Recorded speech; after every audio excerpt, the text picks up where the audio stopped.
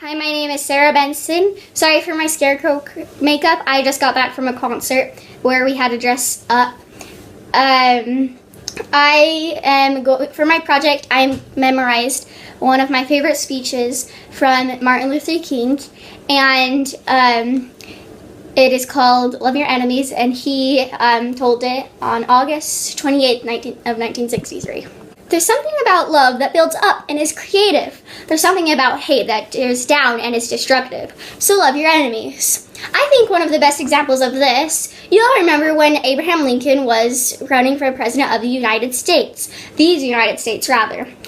You all remember when he was running for president of the United States. There was a man who ran all around the country talking about Lincoln. He said a lot of mean things about Lincoln, a lot of unkind things. And sometimes he'd get to the point where he would even talk about his looks, saying, "You don't want a tall, lanky, ignorant man like this as the president of the United States." He went on and on and on and went around with that type of attitude and wrote about it.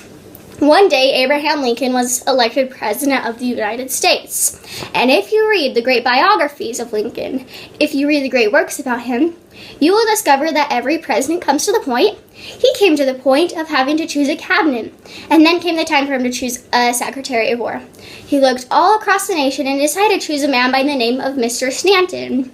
And when Abraham Lincoln stood up before his advisors and mentioned this fact, they said to him, "Mr. Lincoln, are you a fool?